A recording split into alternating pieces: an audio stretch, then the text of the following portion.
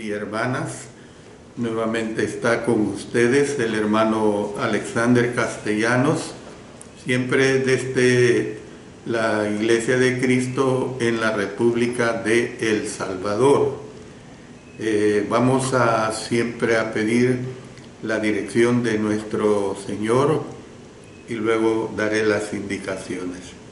Padre Celestial, una vez más te agradecemos porque nos permites presentar otro mensaje más. Ayúdame a que el Espíritu Santo me dirija, que tú seas honrado y que haya edificación para todos los oyentes. En el nombre de nuestro Señor Jesucristo. Amén. Amén. Como ustedes saben, estoy transmitiendo a través de El Alumbrador Cristiano en mi especial programa Te Daré lo Mejor. Siempre saludo a todos aquellos hermanos, hermanas que se conectan en el continente americano. Los días miércoles 5 de la tarde, hora de El Salvador, estoy transmitiendo sobre la vida y ministerio de Cristo. Ahora vamos a ver la lección número 21 y vamos a ver el subtema hacia el norte a Galilea en su segunda parte. Se lo repito, hacia el norte a Galilea en su segunda parte, y esta será la última parte de este tema. Lo último que se habló en la clase anterior es de que el oficial le rogó a Jesús que viniera a Capernaum, pero Cristo le dijo: ve, tu hijo vive. Y sobre esto hay varias aclaraciones. La respuesta inicial que da Jesús al oficial, Juan 4:48, dice: entonces Jesús le dijo: si no viereis señales y prodigios, no creeréis. Es algo extraña. ¿Por qué digo esto? Note que no fue una reprensión personal, sino una crítica a la humanidad en general. La palabra viereis también se refiere en el griego a la segunda persona del plural. Tal vez Jesús estaba contrastando a los galileos con los samaritanos, que creyeron por la palabra de Juan 4:41, sin necesidad de milagros. Esto es algo sorprendente, ¿verdad?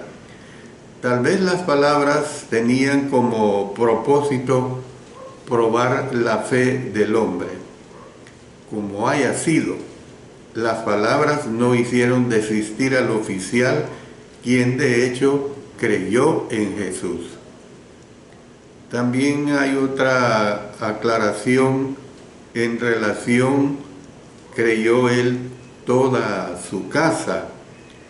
Esta es una de 4 sanidades conocidas que Jesús llevó a cabo a distancia, incluyendo la sanidad del siervo del centurión que se ve en Mateo 8, la sanidad de la hija de la mujer sirofenicia en Mateo capítulo 15 y la sanidad de los 10 leprosos en Lucas 17. También podemos ver otra aclaración de que este es un ejemplo admirable de un hombre que hace a su familia partícipe de su fe. Entonces vemos pues que la noticia de este y otros milagros, dice la palabra que y Jesús volvió en el poder del Espíritu a Galilea y se difundió su fama por toda la tierra de alrededor. Esto lo tenemos en Lucas 4:14. En otras palabras, podemos ver pues que todo el mundo estaba hablando de Jesús. Es algo realmente muy grandioso. Pasemos ahora al traslado a Capernaum.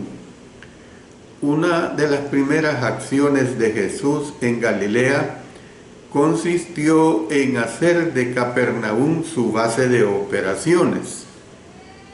Una aclaración es que Jesús había visitado anteriormente a Capernaum. Dice en Juan 2:12, después de esto descendieron a Capernaum él, su madre, sus hermanos y sus discípulos, y estuvieron allí no muchos días. Recuerden que esto lo vimos ya en una de las lecciones que presenté hace ya varias semanas. Bueno, Mateo escribió que Jesús volvió a Galilea y dejando a Nazaret, vino y habitó en Capernaum, su ciudad marítima. Y luego se nos dice aquí en Mateo 4, 12 y 13, cuando Jesús oyó que Juan estaba preso, volvió a Galilea y dejando a Nazaret, vino y habitó en Capernaum, ciudad marítima en la región de Zabulón y de Neftalí. Bueno, el Señor Jesús nunca tuvo una casa en Capernaum. Esto es algo que lo debemos de hacer notar, porque mire lo que dice en Mateo 8:20. Jesús le dijo, las zorras tienen sus guaridas y las aves del cielo nidos, mas el Hijo del Hombre no tiene dónde recostar su cabeza. Pero algunos de sus discípulos sí tenían casa. Mire lo que dice en Marcos 1, 21 y 29. Y entraron en Capernaum y los días de reposo, entrando en la sinagoga, enseñaba. Al salir de la sinagoga, vinieron a casa de Simón y Andrés con Jacobo y Juan. A partir de este momento, durante su ministerio en Galilea, Cristo no se ausentaría por mucho tiempo de Capernaum. Saldría de esta ciudad para hacer recorridos y luego volvería a ella. Ya lo hemos visto en la lectura de Marcos, capítulo 1, versos 21 y 29. Pero mire, pasémonos aquí en Marcos 1, los versículos 38 y 39. Él les dijo, vamos a los lugares vecinos para que predique también allí, porque para esto he venido. Y precisamente predicaba en las sinagogas de ellos en toda Galilea, y echaba fuera los demonios. Luego en Mateo 2:1 dice, entró Jesús otra vez en Capernaum después de algunos días, y se oyó que estaba en casa. Capernaum se ubicaba en la región de Zabulón y de Neftalí, la región general que se asignó a estas dos tribus cuando los israelitas entraron en Canaán. Si usted quiere saber mucho sobre esto, le recomiendo que lea el capítulo 19 de Josué. Ahí se ve esta situación de ese repartimiento de las tierras, o sea, la distribución que se hizo. Mateo informó a sus lectores de que el traslado de Jesús cumplía parte de una profecía mesiánica conocida. Miren lo que dice Mateo 4, 14 al 16.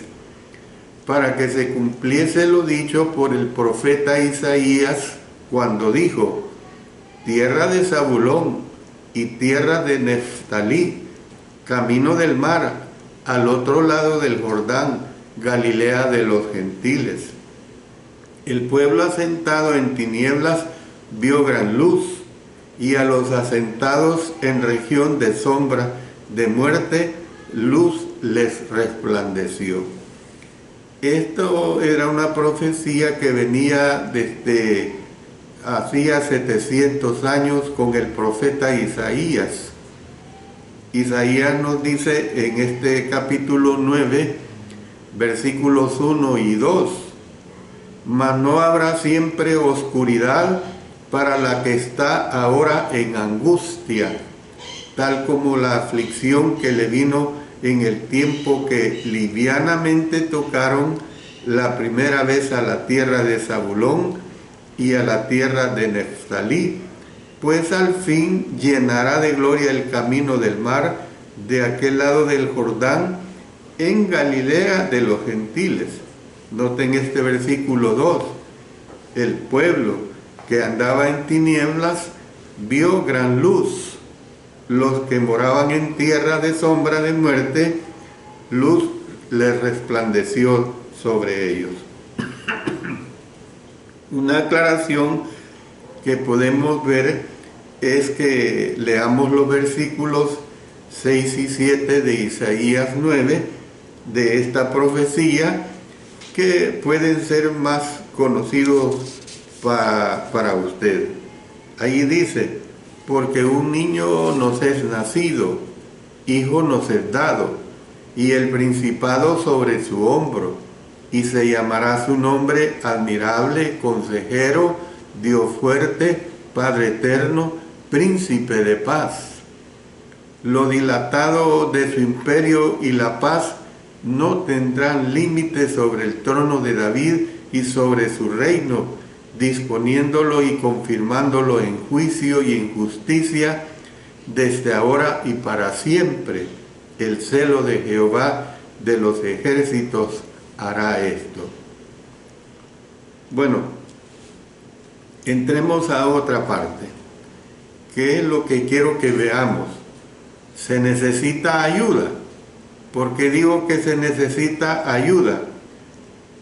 Casi todo estaba preparado para que Jesús empezara una intensa campaña en la provincia norteña.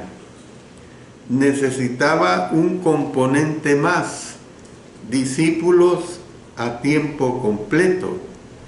Mateo 4, Marcos 1 y Lucas 5 hablan del llamamiento de 4 pescadores: Pedro, Jacobo, Juan y Andrés. Este fue el segundo llamamiento para la mayoría o todos estos hombres, pues habían sido discípulos de Jesús durante el ministerio de él en Judea. Mire lo que podemos aclarar al respecto en Juan capítulo 1, versículos 40 y 41. Andrés, hermano de Simón Pedro, era uno de los 2 que habían oído a Juan y habían seguido a Jesús. Este halló primero a su hermano Simón y le dijo: hemos hallado al Mesías, que traducido es el Cristo. Entonces, menciona concretamente a Andrés y a Pedro. Anteriormente hicimos notar que el discípulo cuyo nombre no se menciona en el Evangelio de Juan capítulo 1 versos 37 y 40, le oyeron hablar los 2 discípulos y siguieron a Jesús. Cuando leemos los 2 discípulos, uno de ellos era Juan. Versículo 40, Andrés, hermano de Simón Pedro, era uno de los 2 que habían oído a Juan y habían seguido a Jesús.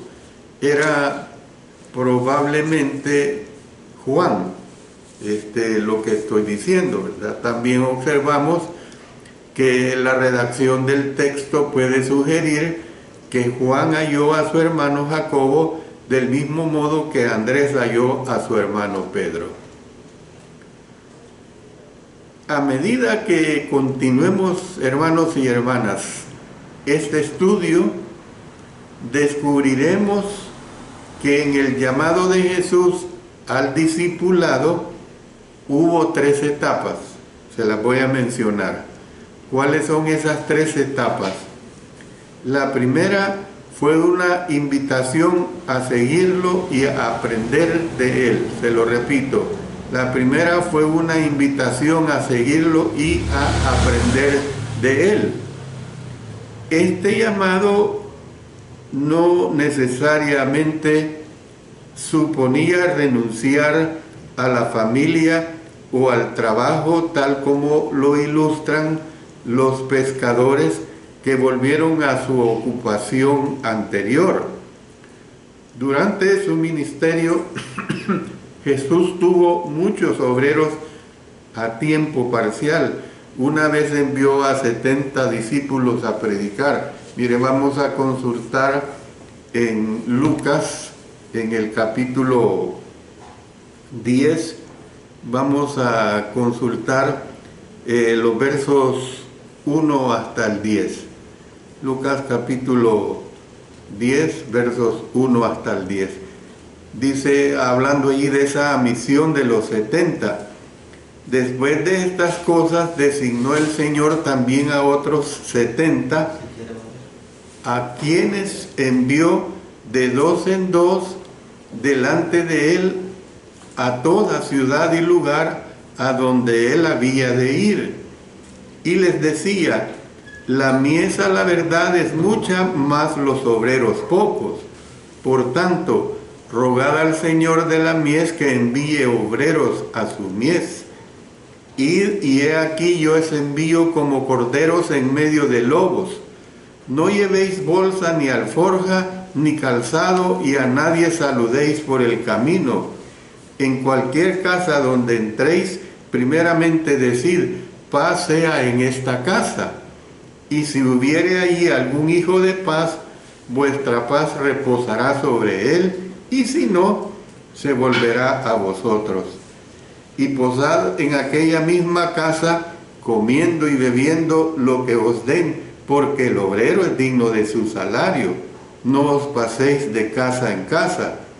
En cualquier ciudad donde entréis y os reciban, comed lo que os pongan delante, y sanad a los enfermos que en ella haya, y decirles, se ha acercado a vosotros el reino de Dios.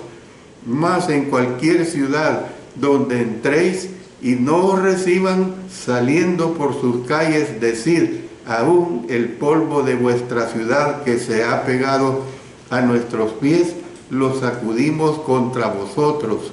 Pero esto sabed, que el reino de Dios se ha acercado a vosotros.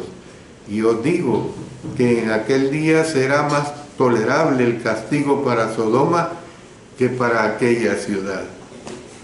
Conforme vayamos avanzando en el estudio tan hermoso sobre la vida y ministerio de Cristo, vamos a ver más detenidamente sobre este episodio que acabamos de leer. Bueno, estoy diciendo que a medida que continuemos este estudio descubriremos que en el llamado de Jesús al discipulado hubo 3 etapas. La primera, como ya lo he mencionado, fue una invitación a seguirlo y a aprender de él. Pasemos a la segunda.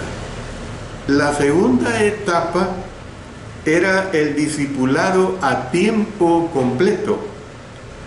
Los que respondían a este llamado viajaban y vivían con Jesús. El número de estos discípulos era considerablemente menor. El llamado que se hace a estos 4 hombres en los textos que nos ocupan en esta lección se encuentra en esta segunda categoría.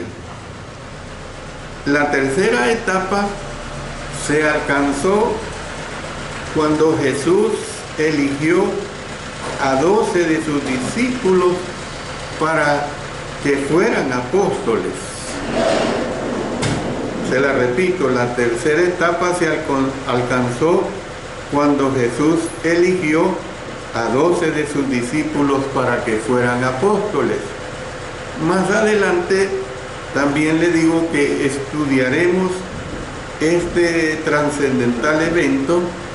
Por ahora, no obstante, deseamos concentrarnos en el llamado de 4 pescadores que acompañarían constantemente a Jesús.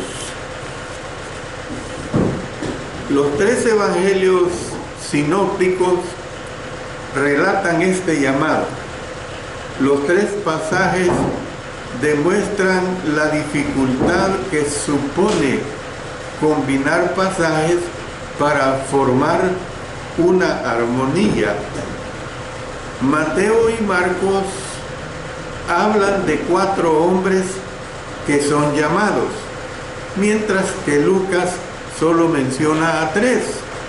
Si usted leyera solamente los relatos de Mateo y de Marcos, no sabía que estuviera alguien más presente. Lucas, no obstante, relata que Jesús estaba predicando a una multitud y recoge el relato de la pesca milagrosa.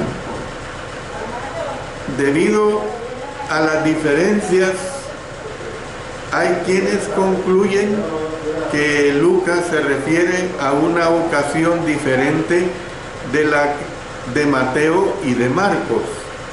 Hay varios detalles, sin embargo, que indican que se trata del mismo suceso. Los 3 relatos le menciono 3 aspectos. 1, el mismo lugar, el mar de Galilea. En Lucas se lee lago de Genezaret, pero esta es simplemente esta forma de referirse al mar de Galilea. Número 2, 3 de las mismas personas, Pedro, Jacobo y Juan,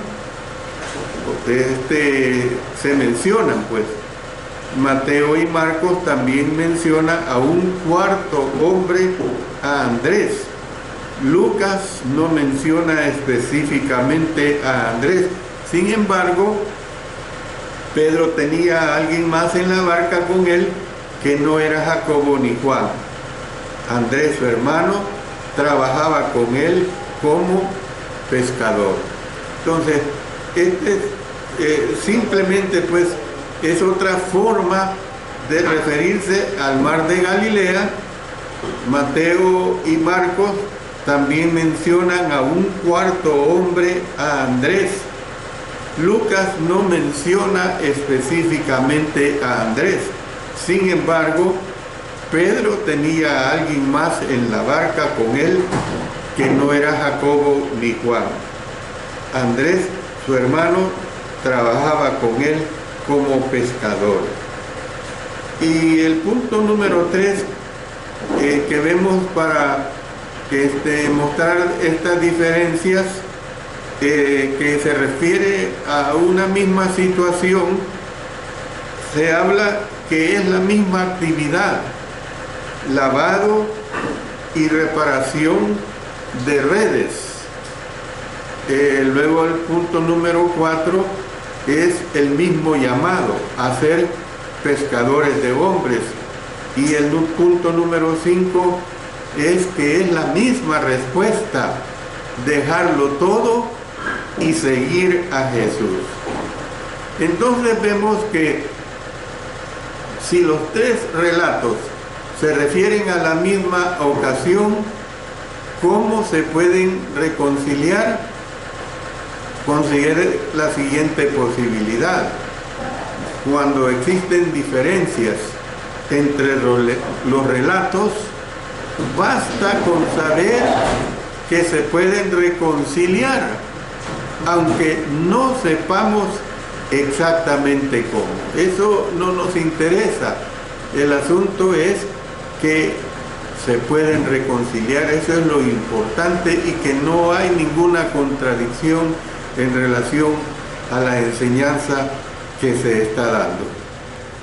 Cuando Jesús y sus discípulos volvieron a Galilea, 4 de estos, Pedro, Jacobo, Juan y Andrés, volvieron a su antigua ocupación, que era pescar en el mar de Galilea. Claro, esto lo vamos a analizar más cuando lleguemos ya en el momento de la resurrección de nuestro Señor Jesucristo. Una mañana muy temprano, Jesús salió a caminar por la orilla, pasando cerca del lugar donde los hombres por lo general pescaban. Después de una noche sin pescar nada, por supuesto, Jacobo y Juan ya se habían rendido y estaban lavando y reparando sus redes sobre la orilla. Como era más obstinado que los demás, Pedro continuó intentando. Al final, él también tuvo que reconocer la derrota. Él y Andrés volvieron a la orilla. Mientras tanto, había corrido la noticia de que Jesús estaba allí. Una multitud se había reunido. Jesús comenzó a predicarles. Cuando el gentío se agolpó sobre él, entró en la barca de Pedro e hizo que éste remara un poco más adentro, y terminó su sermón podemos decir, desde un improvisado púlpito. Esto fue seguido de un milagro fuera de lo corriente, una extraordinaria captura de peces que asombró a los pescadores e hizo que Pedro cayera de rodillas.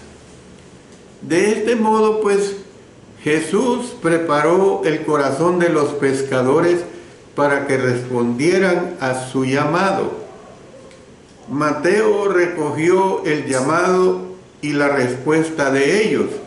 Miren lo que nos dice Mateo 4, 19 y 20. Y les dijo: venid en pos de mí, y os haré pescadores de hombres. Ellos entonces, dejando al instante las redes, le siguieron. Luego, aquí mismo en Mateo capítulo 4, leamos los siguientes versículos 21 y 22. Pasando de allí, vio a otros 2 hermanos, Jacobo, hijo de Zebedeo, y Juan su hermano, en la barca con Zebedeo su padre, que remendaban sus redes, y los llamó. Y ellos, dejando al instante la barca y a su padre, le siguieron. El relato de Lucas es básicamente el mismo al citar el llamado de Jesús y al describir la respuesta con estas palabras. Miren lo que dice Lucas 5, 10 y 11. Desde ahora serás pescador de hombres. Y cuando trajeron a tierra las barcas, dejándolo todo, le siguieron. Entonces fue así como Jesús llamó a los primeros hombres a ser sus discípulos de forma permanente e ininterrumpida. Este evento tuvo como consecuencias trascendentales. Ahora Jesús no solo estaría acompañado día y noche, sino que también estos 4 constituirían un tercio del grupo de 12 que serían elegidos para servir como apóstoles. Además, 3 de ellos compondrían el círculo especial de los más allegados a Jesús. ¿Por qué es que les digo a ustedes de que eran los más allegados a Jesús? No pienso yo en ningún momento que el Señor Jesús sea preferencialista, sino que eran los que siempre le estaban siguiendo, siempre estaban detrás de él. Mire lo que dice en Marcos 5:37. Y no permitió que le siguiese nadie sino Pedro, Jacobo y Juan, hermano de Jacobo. Marcos 9:2 dice, 6 días después Jesús tomó a Pedro, a Jacobo y a Juan y los llevó aparte solos a un monte alto y se transfiguró delante de ellos. Luego tenemos esta situación en Marcos capítulo 14, versículo 33. Dice, y tomó consigo a Pedro, a Jacobo y a Juan, y comenzó a entristecerse y a angustiarse. Yo quiero decirle que todo estaba listo para el ministerio de Jesús en Galilea. Le adelanto, en la lección que sigue, veremos cómo inició Jesús sus recorridos para predicar y sanar por esta provincia. Eran realmente días emocionantes los que vendrían. Miren lo que tenemos aquí mismo en Lucas capítulo 10, donde se ve sobre los ayes, sobre las ciudades impenitentes. Ay de ti, Corazín, ay de ti, Betsaida, que si en Tiro y en Sidón se hubieran hecho los milagros que se han hecho en vosotras, tiempo ha que sentadas en cilicio y ceniza se habrían arrepentido. Por tanto, en el juicio será más tolerable el castigo para Tiro y Sidón que para vosotras. Y tú, Capernaum, que hasta los cielos eres levantada, hasta el Hades serás abatida. O sea, esto es desde el punto de vista de la rebeldía, la indiferencia que vino posteriormente sobre estas ciudades después de que ellas habían visto las maravillas de nuestro Señor Jesucristo, los milagros que hacía. Verso 16, el que a vosotros oye, a mí me oye, y el que a vosotros desecha, a mí me desecha, y el que me desecha a mí, desecha al que me envió. Miren qué claro, ¿verdad? Y luego vemos la situación cuando regresan los 70. Volvieron los 70 con gozo diciendo, Señor, aún los demonios se nos sujetan en tu nombre. Aún ellos regresaron admirados, ¿ves?, de esta misión que Él les mandó a realizar. Y les dijo, yo veía a Satanás caer del cielo como un rayo. He aquí os doy potestad de hollar serpientes y escorpiones, y sobre toda fuerza del enemigo, y nada os dañará. Claro, esto sucedió porque el Señor se los permitió, esto de hollar serpientes y escorpiones. Hoy en día hay religiosos que pretenden hacer estas cosas y realmente todo esto ya no procede. Esto se dio en los poderes que el Señor dio a los que mandó a predicar su palabra, en aquel tiempo, por supuesto.